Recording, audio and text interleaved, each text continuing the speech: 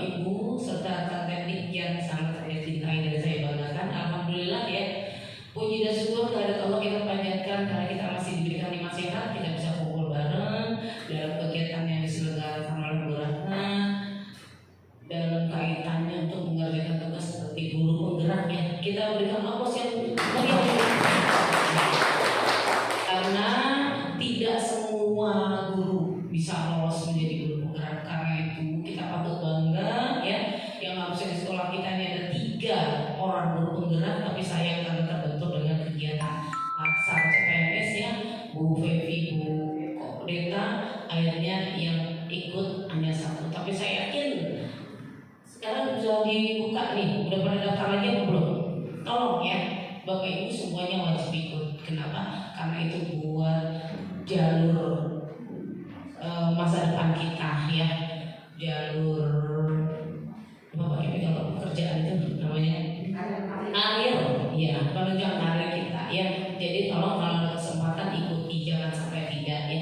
Bapak Ibu, terkait dengan diseminasi yang akan disampaikan oleh Bu Ratna tentang budaya positif dengan tema pembentukan karakter siswa dengan penerapan segitiga restitusi, saya berharap setelah diseminasi dari Bu Ratna kita semua bisa ikut mempraktikkan ya, mensimulasikan dalam kegiatan kita sehari-hari kepada anak didik kita bahwa sekarang pembelajaran itu tidak berpusat kepada guru. Kita tahu semua ya bahwa yang sebagai pusat, sebagai sentris adalah anak-anak kita. Jadi bagaimana kita bisa mengembalikan kepercayaan diri mereka, membuat mereka menjadi orang yang sangat pede ya, sangat terampil dalam kehidupan yang kita sebut dengan life skill dan apapun itu judulnya, pokoknya kita sekali lagi berpedoman atau berpusat kepada anak ya, sesuai dengan yang ada di gambar di sana adalah Ki Hajar Dewantara. Ini sesuai dengan ajaran dari Ki Hajar Dewantara. Jadi sekali lagi kepada Bu Ratna, terima kasih Bu Ratna sekaligus menyelesaikan tugasnya di dalam guru penggerak. Kita pun di sini mendapat ilmunya apa itu tentang budaya positif dalam kaitannya pembentukan karakter siswa dengan menerapkan segitiga restitusi. Selamat kepada Bu Ratna, semoga diseminasinya sukses. Guru-guru di sekolah Kurang 02 pun bisa ikut menerapkan semua apa yang Bu Ratna dapatkan dari pendidikan guru penggerak. Sekali lagi kita berikan aplaus yang sehebat-hebatnya untuk Bu Ratna karena berhasil menjadi guru penggerak. Mudah-mudahan semua juga bisa mengikuti dan kita doakan ya, keberhasilan Bapak Ibu di dalam guru penggerak juga merupakan keberhasilan kita di dalam SDN Sekolah Kurang 02. Tentunya kalau guru sukses sudah hebat, anak didiknya apalagi nanti ya bakalan bisa menyelesaikan semua tugas sesuai dengan yang Bapak Ibu butuh. Ilmunya semua diamalkan, dipraktekkan buat anak-anak kita. Begitu. Terima kasih. Itu saja yang bisa kami sampaikan. Wabillahi taufiq wal hidayah. Wassalamualaikum warahmatullahi wabarakatuh. Waalaikumsalam.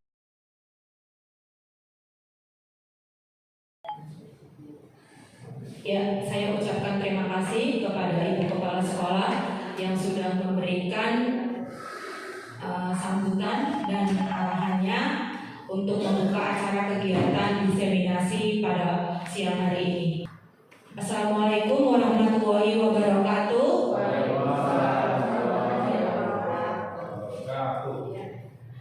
Terima kasih saya ucapkan kepada Bapak Ibu semuanya yang sudah hadir pada kegiatan siang hari ini, terutama yang sudah disampaikan tadi oleh Ibu Kepala Sekolah bahwa saya di sini untuk melaksanakan tugas ya Pak, untuk melaksanakan tugas saya pada guru penggerak, yaitu di modul 4.1 yaitu budaya positif, di mana untuk aksi nyatanya salah satunya adalah melakukan diseminasi kepada Bapak Ibu guru yang ada di sekolah seperti itu. Ya, ini Bapak di sini selama 6 bulan ke depan saya sudah belajar dengan hasil saya Bapak Yuli Cahyono dan pengajar praktek yaitu Ibu Sri Hartati dan dari guru SMA Negeri 83. Kemudian di sini perhatikan Bapak Ibu semuanya.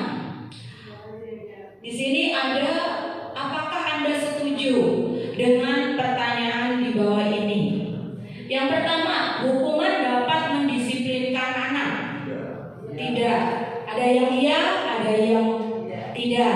Yang kedua adalah apakah pemberian hukuman dengan hal yang positif seperti membaca atau membersihkan halaman sekolah dapat meningkatkan disiplin anak. Ya, bisa jadi ya. Mungkin kita sering ya melakukan seperti hukuman dapat mendisiplinkan anak, tapi hanya untuk sementara, tidak berjenjang atau tidak berjangka panjang. Kemudian selanjutnya memberikan penghargaan. Memberikan penghargaan ini bisa saja kita lakukan, tapi ketika kita melakukan itu pun pada akhirnya anak-anak ada di titik jenuh, ya enggak? Jadi apa tindakan seseorang yang kita lakukan itu selalu mengharapkan adanya penghargaan dari bapak-bapak ibunya atau bapak ibu gurunya, bukan dari dalam diri si anak tersebut.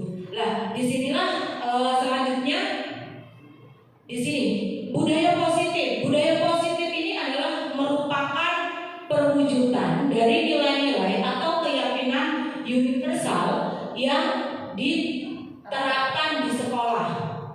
Kemudian Bapak Ibu semuanya, menurut pemikiran Ki Hajar Dewantara bahwa sekolah itu diibaratkan sebagai tanah untuk bercocok tanam, ya, di mana Bapak Ibu guru itu hanya apa? Mengolah si anak itu, bagaimana menjaganya, bagaimana anak itu dirawat supaya anak itu bisa mencapai atau bisa berhasil. Ya, mungkin selama ini kita tidak bisa mengubah watak asli dari si anak itu, karena anak itu sudah memiliki kodrat alamnya sendiri.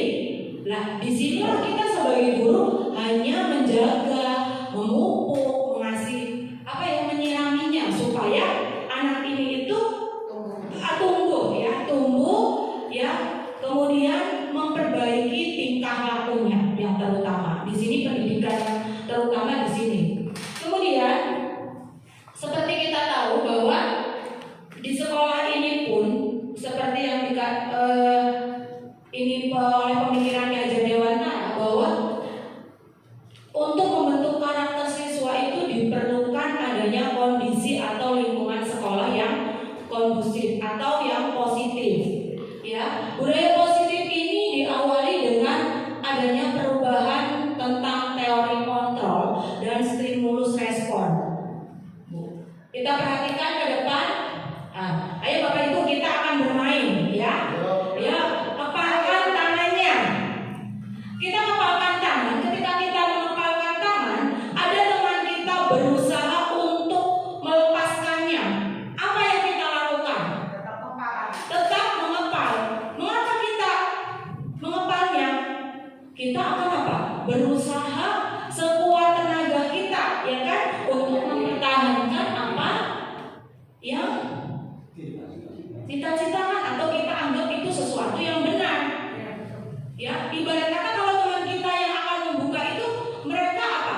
Adanya unsur-unsur dari luar. Tetapi ketika kita mengepalkan tangan kita akan berusaha menggenggamnya sampai tidak terlepas. Itulah salah satu motivasi intrinsik yang ada dalam diri kita. Ketika kita akan melakukan sesuatu, harus berawal dari apa? Diri kita. Lanjut Bu. Ya, selanjutnya di sini perubahan paradigma teori kontrol. Mungkin selama ini kita menganggap ya bahwa artinya ilusi guru itu selalu mengontrol murid. Kemudian bahwa kritik dan membuat orang merasa bersalah dapat menguatkan karakter. Justru kadang mungkin nggak hanya Bapak Ibu ya, saya juga kadang suka lepas kontrol, ibarat kata kita membuat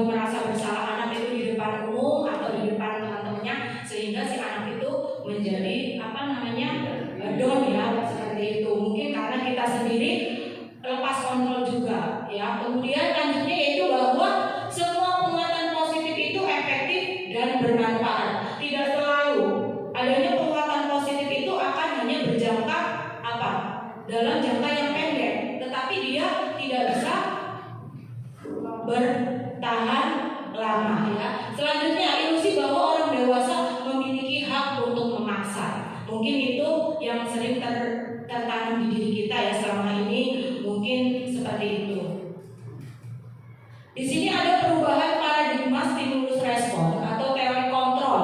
Yang pertama yaitu kita mencoba mengubah orang agar berpandangan sama dengan kita. Itu berarti kita kontrol ya. Kemudian yang stimulus respon, teori kontrolnya kita berusaha memahami pandangan orang lain tentang dunia. Stimulus responnya, perilaku baik dilihat sebagai suatu kesalahan. Semua perilaku itu memiliki tujuan. Kemudian orang lain bisa mengontrol saya, yang sebenarnya hanya diri kita yang bisa mengontrol diri kita sendiri. Seperti itu. Selanjutnya yaitu siswa bisa mengontrol orang lain. Iya, Anda tidak bisa mengontrol orang lain, ya. Jangan salah menyebut. Ya, kemudian pemaksaan pada saat bujukan gagal.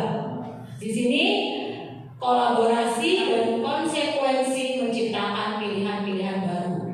Stimulus responnya yaitu model berpikir menang atau kalah, model berpikir menang, ya. Oke, Bu lanjut. Di sini ada diagram disiplin positif, di mana disiplin positif ini sangat erat kaitannya dengan hal-hal yang mendasari seseorang melakukan sesuatu, seperti motivasi, kemudian adanya kebutuhan dasar seseorang untuk melakukan sesuatu tersebut. Nih, Bapak Ibu, kita perhatikan ke depan. Apa pandangan Bapak Ibu tentang Anda ketika kita mendengar kata disiplin? Di situ adalah tertib, ketidaknyamanan, kemudian kepatuhan pada peraturan. Makna disiplin menurut Bapak Ki Hajar Dewantara ini yaitu menyatakan bahwa untuk menciptakan murid merdeka, syarat utamanya adalah harus ada disiplin yang kuat. Disiplin dalam arti apa di situ? Disiplin yang dimaksud adalah memiliki motivasi yang internal, dalam arti dari diri siswa itu sendiri. Seperti apa dia akan berbuat itu, yang dapat mengontrol adalah dirinya sendiri. Next, disiplin menurut pandangan Dian Boston dalam bukunya Reconstruction School Restructuring ya, Miss baca Restructuring School Disiplin, yaitu menyatakan bahwa arti disiplin adalah sebenarnya adalah belajar. Belajar dari apa? Belajar dari kesalahan yang sudah dilakukan untuk menjadi dirinya sendiri, seperti itu. Ya, di sini disiplin diri membuat orang menggali potensinya menuju sebuah tujuan, sehingga anak tersebut itu bisa dihargai oleh orang lain. Lanjut, keyakinan kelas. Ya, keyakinan kelas yang sering-sering kita ditempel di kelas adalah peraturan kelas. Sebenarnya yang harus kita ini hanya adalah keyakinan kelas. Kenapa keyakinan kelas? Kalau keyakinan kelas ini bersifat apa? Berarti dari dalam diri anak semua. Kalau peraturan itu berarti kan seolah-olah mengikat. Tapi kalau keyakinan otomatis dari dirinya dia sendiri. Di sini nilai kebajikan atau sifat positif manusia yang merupakan tujuan mulia yang ingin dicapai setiap individu. Kemudian setiap perilaku memiliki suatu tujuan. Dengan mengaitkan nilai-nilai kebajikan yang diyakini seseorang, maka motivasi intrinsifnya akan terbangun, sehingga akan membangunkan motivasi dari dalam untuk mencapai tujuan yang mulia. Nilai-nilai kebajikan apa yang ingin kita terapkan kepada anak-anak? Yaitu adalah nilai-nilai yang selama ini kita selalu nyanyikan, kita selalu dengungkan, yaitu profil pelajar Pancasila. Sekarang ada pertanyaan ya.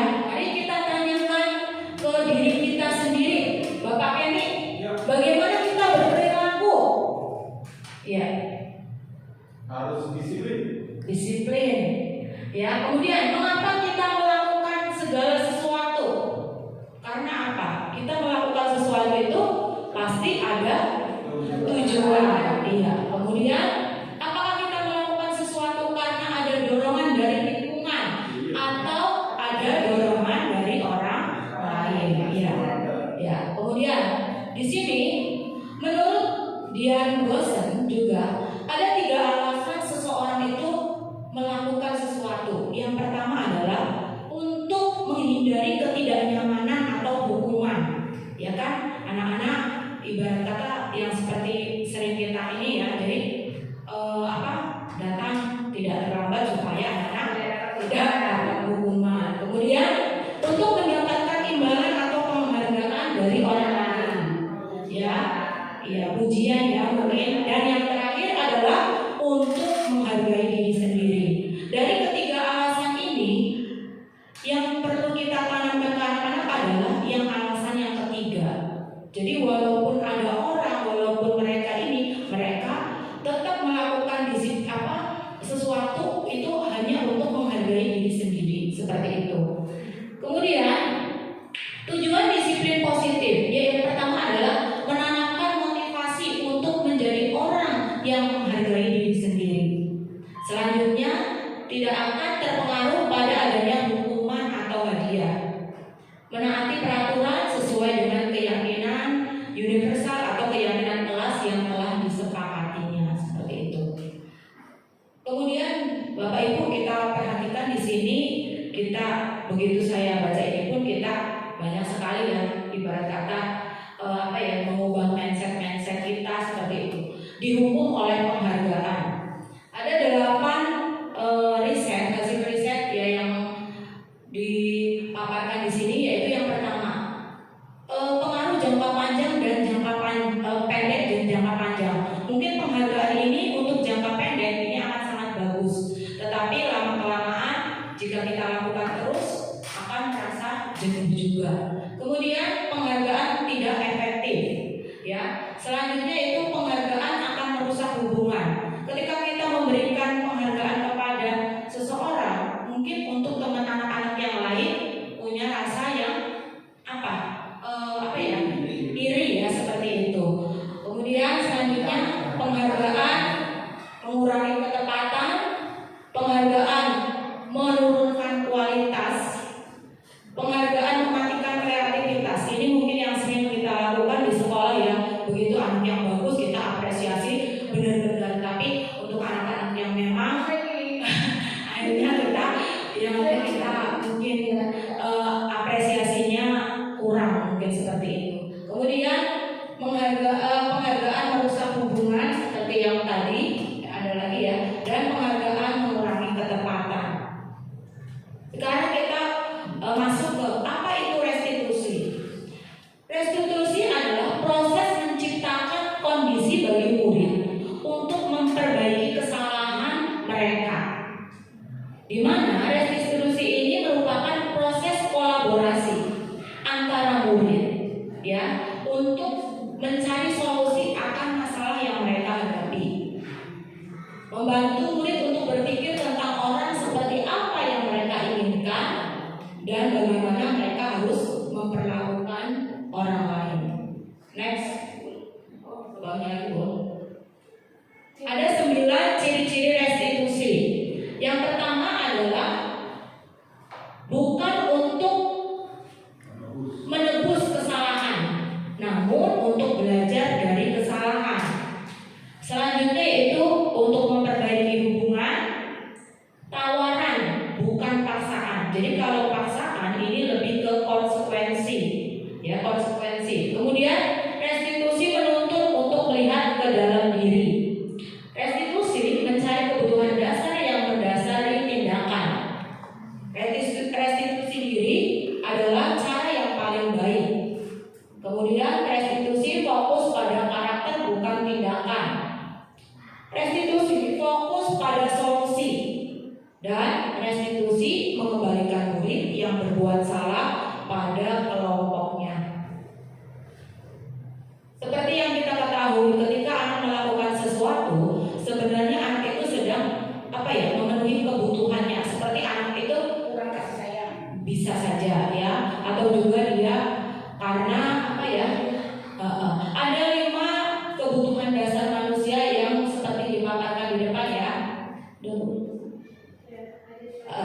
Selanjutnya yaitu ketika anak-anak kita melakukan sebuah kesalahan, ya, kita sebagai seorang guru itu bisa menempatkan ada 5 posisi kontrol guru yang menurut Diana Bosen. Yang pertama yaitu penghukum, yang kedua adalah membuat orang merasa bersalah sebagai teman, pemantau, dan manajer. Selanjutnya di sini contohnya ya, pernyataan-pernyataannya. Saya percaya sekali dengan kamu. Berarti di situ adalah membuat, oh ya, saya kecewa sekali dengan kamu. Ada kata-kata kecewa, berarti itu membuat orang lain itu merasa bersalah. Kamu tidak pernah benar melakukannya.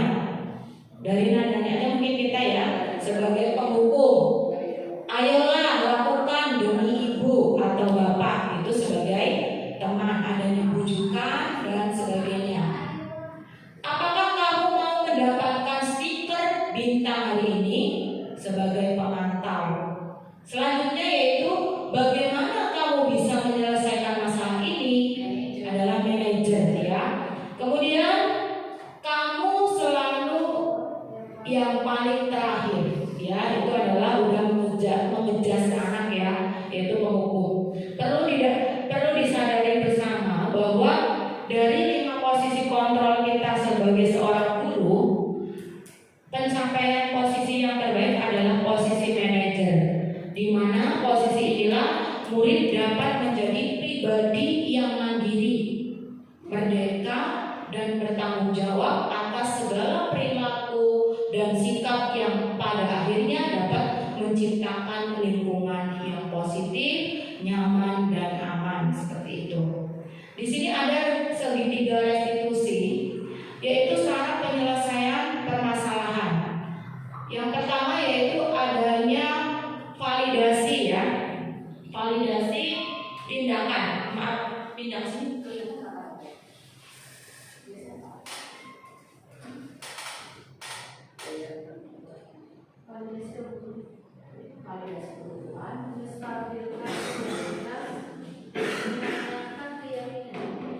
Oke, dari segitiga restitusi ini, yang pertama adalah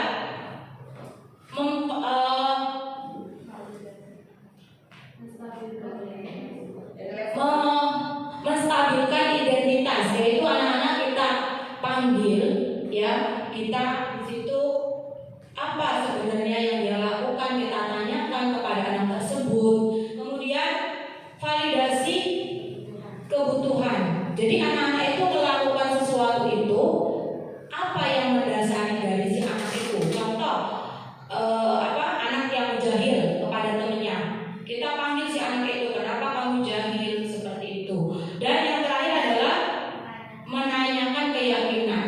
Setelah kita di situ sudah menanyakan alasan si anak itu melakukan sesuatu, kemudian kita meyakinkan kembali keyakinan kelas yang sudah disepakati bersama. Apakah apa yang kamu lakukan ini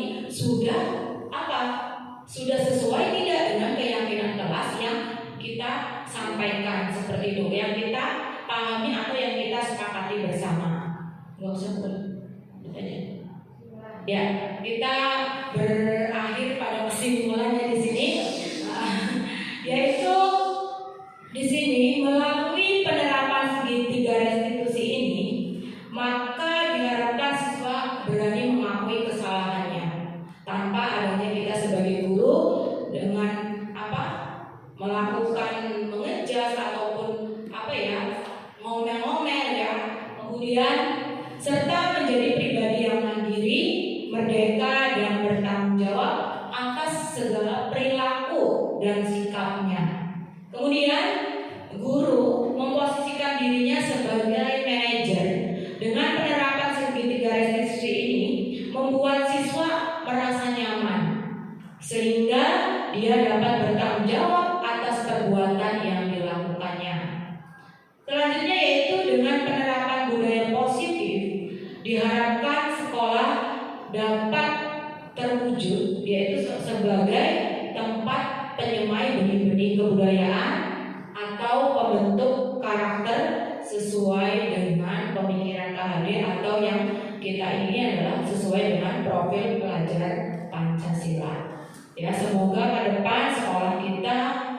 bisa menerapkan budaya yang positif ini. Ya, demikian dari saya. Jika ada yang bertanya, kalau tidak kita tutup. Boleh bertanya kan? Iya, silakan Pak. Jangan di kamera. Ini Pak, maju Pak Gopur.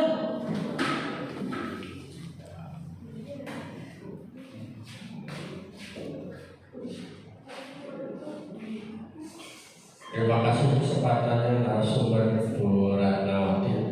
Ini menarik sekali ya. Saya tertuju pada sasarannya budaya. Budaya dalam suatu sekolah itu tentunya harus selalu diterapkan karena akan dilihat apakah memang harus ada unsur katakan tadi merdeka atau memang harus konsisten. Tadi ada yang menarik bahwa konsisten itu seperti paksaan, tapi hasilnya kan nanti yang konsekuensi itu unsur paksaan adanya, tapi bahwa unsur paksaan yang konsekuensi itu bagus maka diterapkan dalam budaya tentunya ya. Karena pendapat saya bahwasanya untuk mendisiplinkan anak tidak hanya konsekuensinya yang dipegang, tapi budaya juga. Pertanyaan saya, bagaimana secara terus-menerus budaya itu harus dilaksanakan? Ya, terima kasih Bapak. Seperti yang kita ketahui bersama ya, tadi memang kembali lagi kepada kita sebagai seorang guru itu bisa apa Pak? Memunculkan motivasi dari anak dulu, kesadaran si anak ya, bahwa intinya yang pertama, karena memang Pak, kalau kita melakukan sesuatu terus, karena dia takut, karena tadi ada tiga motivasi ya Pak.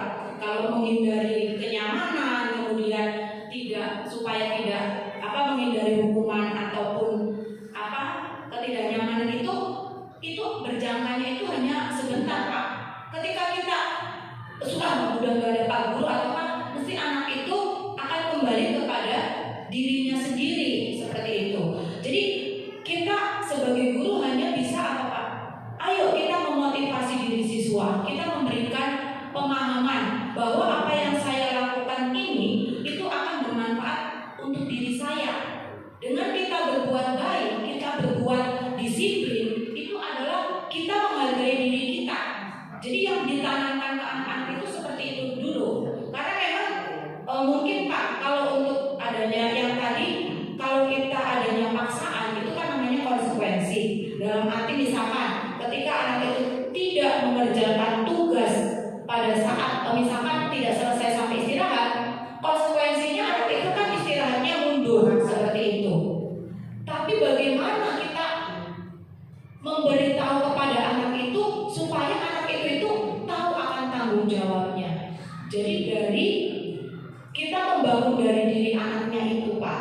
Mungkin kalau yang kita adanya konsekuensi mungkin dalam jangka waktu yang pendek itu bagus, tapi kalau lama-kelamaan juga si anak itu nggak akan bisa seperti itu. Jadi memang untuk pemikiran KHD ini Pak sangat menghamba kepada siswa. Di situ kita itu siswa itu benar-benar diibaratkan kita itu benar-benar harus menjaganya, merawatnya gitu. Jadi tidak boleh sampai kita itu melukai hati si anak itu. Karena kalau kalau didikan yang misalkan anak merasa tertekan, terancam gitu, jadi si anak itu tidak memiliki kebebasan untuk mengekspresikan apa yang ada seperti itu Pak.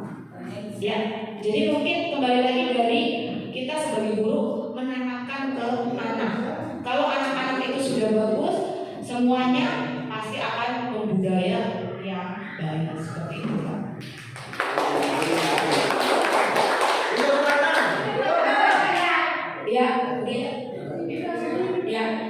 Demikian acara diseminasi pada kegiatan diseminasi pada siang hari ini. Terima kasih atas waktunya dari Bapak Ibu semuanya. Semoga apa yang saya sampaikan bermanfaat bagi kita semuanya. Wabillahi taufiq wal hidayah. Wassalam.